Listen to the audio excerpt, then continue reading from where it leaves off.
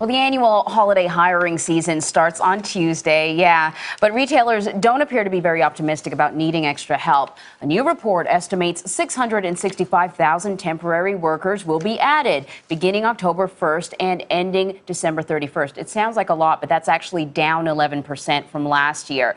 So let's take a closer look at this with Melody Hobson, CBS News analyst and contributor, who joins us from Chicago. Melody, good morning. Good morning. So, less workers being hired this year. Why? They are not expecting a barn burner this Christmas. There's no question about that. The retailer said last year they really staffed up and they were disappointed. So this year they're being much more careful and they're taking a very low-key approach to Christmas, partly because at the lower end of the income spectrum, people aren't doing that great and they can't have a big holiday. Melody, how are online sales affecting this equation? I mean, what's that doing to hiring? Well, it does affect the hiring because you need less people to fulfill an online order than you do a brick and mortar sale. There's no question about that. But those numbers are baked in. We've seen online sales really explode over the last decade. They're not growing as fast as they were. So those numbers, again, are baked in there. It marginally affects it, so it's not the whole story.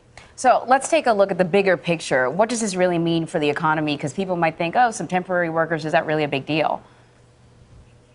Well, the big deal is that we are continuing to see more and more of what I call a bifurcated economy. And what I mean by that, we're seeing people at the high end, people who make high incomes, doing quite well. They've really benefited from the economic rebound. Their stock portfolios have done really well. Their houses are worth more. So they're in good shape. But at the lower end of the economy, things haven't gone so well. Incomes are not up. Poverty is not down. If you look at the person who just makes the median income in this country, $51,000, that number is down from its peak in 1999 when it was an inflation-adjusted $56,000.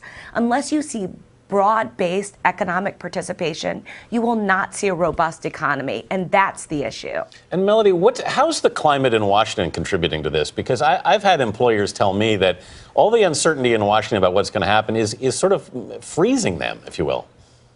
It certainly is not helping, and that's a big part of the story. So part of it is the consumer, which makes up 2/3 of GDP. The other part is the fact that American businesses are in excellent shape.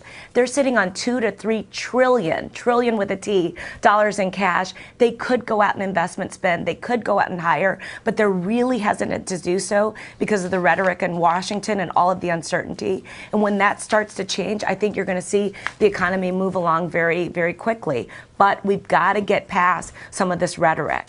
Yeah, that pretty much taints everything. Melody Hobson, thank you so much.